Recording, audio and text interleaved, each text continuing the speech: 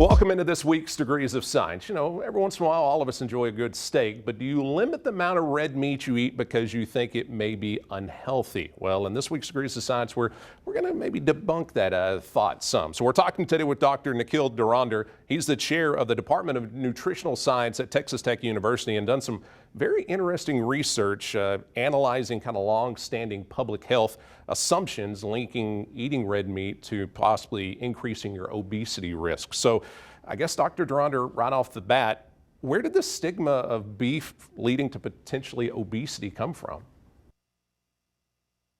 There have been studies done and published that suggested that those studies were saying that eating beef is associated with obesity. And the key word here is associated. And associations do not show causation. That's the first concept we need to clarify here. So if, for example, if in month of December, grass is brown and people wear warm clothes. So it's not that the warm clothes are turning that grass brown. They are not related, right? They are just association. Both are present at the same time, but not one is causing the other. And that's an association. And the studies that have been done thus far, some of them showed that people who eat beef more frequently have obesity. So that from that to jump to conclusion that beef is causing obesity is a jump in logic here. And the other part about this is those studies that have been done, most of them used a technique. I wouldn't consider that as very reliable in terms of acquiring data. Those studies asked people, what did you eat yesterday? 24-hour food recall. What did you eat yesterday? Now, if I ask you, what did you eat yesterday? If I ask myself that question, I don't remember what I ate yesterday. And so after a while, I may come up with some, but then I wouldn't know how much, what type, and so on and so forth. So it's not very reliable way of assessing if that is what is going to be such an important conclusion.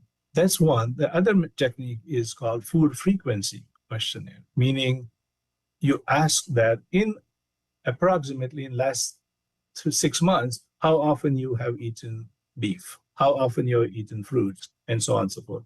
So that's a food frequency. And both these, in my opinion, do not give very accurate answers. And there have been many studies, there have been many calls to that effect, saying that let's not do this approach of getting information about food intake if it is going to be a major determinant of something.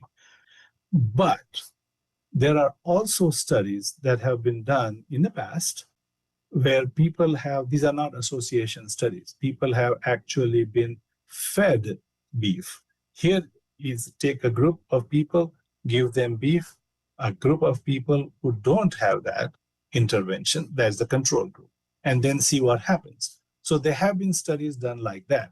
Now, those studies we thought would give us real glimpse into real answer into what is the effect of beef on obesity.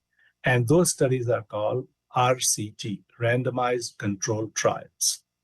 So those are controlled trials, or they are trials where they are called crossover design, meaning for first 8 weeks, you eat beef, next 8 weeks, you switch over, don't eat beef. And then you compare what happens to your body weight during those two phases. What we conducted is called a meta-analysis and a systematic review. So that means we went into 7 databases of scientific literature, and we looked at 5,600 studies. We further went into those studies, and ultimately we found there were 24 studies that were those RCTs, randomized controlled trials or randomized crossover design. They fit our requirement that actually studied giving beef and what is the effect on weight, or body mass index, or obesity. So there were 24 such studies. Then we put all of them together and analyze them. That's called meta-analysis. And to see, because if you just look at one study may tell you one direction, next study may tell you something else. But what is the collective evidence of 24 studies is telling you is what we wanted to see, because those were the only studies that we had. So 24 studies together told us that eating this unprocessed red meat had no effect on body weight, body fat, or body mass index. We know that beef is an important food in many diets. It has many nutrients, right? It supplies good protein, vitamin B, and then minerals such as iron or zinc. So it's an important nutrient. You don't need to eliminate it from your diet if you don't have to. And so our study was only to find out, is it okay to eat beef from this point of view, from body weight point of view? And whether to eat that or how often to eat, that is not what we are commenting on. We simply looked at the studies, and here is what we found. So you've got your nutritional science background. When it comes to proteins, how does red meat compare to other alternative protein sources you could have? There are proteins that are considered high quality protein, and there are proteins that are considered relatively less quality protein. And overall, in general, proteins of animal origin are considered higher quality in the sense they are easier for us to convert them into our body proteins. So egg protein or beef protein or milk protein are considered higher quality protein compared to proteins we also get from vegetable sources, such as legumes, beans, lentils. And those proteins they may have similar amount of protein, but they are considered little, biologically speaking, little lower quality protein. That doesn't mean that you can survive on vegetable protein.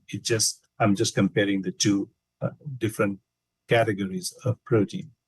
But one last thing to mention when it comes to obesity, the animal variety of protein, such as beef protein or chicken or fish, in about 100 grams, they have something between 100 to 200 calories, and they provide 20 to 25 grams of protein.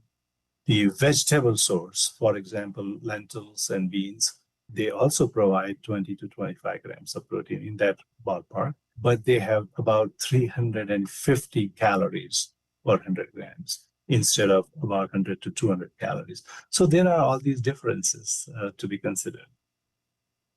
So one interesting part of your research is that you took all the data that you have and put it on a dashboard where other researchers could access it easily. How important is that, moving this study further along when other people can take your data and do more research?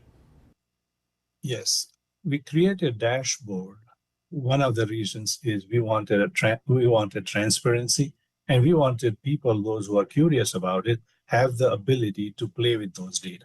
So these 24 studies, those people who know how to analyze these data or how these studies are done, they can always get a thought like, hey, how about this particular study? Could you have excluded and gotten a different answer? Or how about these 5 studies? Did we need to include those? Can we remove them? And that would give a different answer. Well, here it is. There is a link, there is a dashboard. Anybody can go to that dashboard and play with those data and get those answers for yourself. So this is to provide more transparency, provide more confidence in what we have done. Is, you can try any way you want and see what the results you get. So that is the purpose of that dashboard. That's a relatively pretty cool new technique that we have used. So you're talking about transparency and confidence. So the research you did was funded by the National Cattlemen's Beef Association, but they didn't have anything to do with your actual research, right? So this study was funded by National Cattlemen's Beef Association and Beef Checkoff. Here is the thing. I can't see any other agencies such as there are many those boards that are around. Like there is an egg board, there is a pistachio board, there is a peanut board, and what have you. They won't be interested in knowing what happens with beef. It would be the beef checkoff that would be interested in knowing what the study is. So it's a natural fit in terms of funding. Now, however, they had no role to play. Once they gave funding, they had provided funding for our study because every research requires some funding to carry it out. So we needed that funding. They provided the funding. After that, there is no role for them in analysis or the results. It was an understanding that no matter what results we get, we will publish them as they are. We are not to be told that, oh, these results are not convenient, so we won't publish them, kind of thing. That is not an issue. There is a concept in our field studies that it's not the funding source. It is the study design, is the analysis of the study, is the conclusions that you draw, is what needs to be scrutinized. Your funding source can be most innocuous and your study can be terrible because your conclusions drawn are bad or what have you. So is the how you conducted the study, what you ended up concluding, those that make sense or not, is what is more important than the funding source. But of course, we wanted to make sure that this is squeaky clean and there is no interference of any sort in this situation.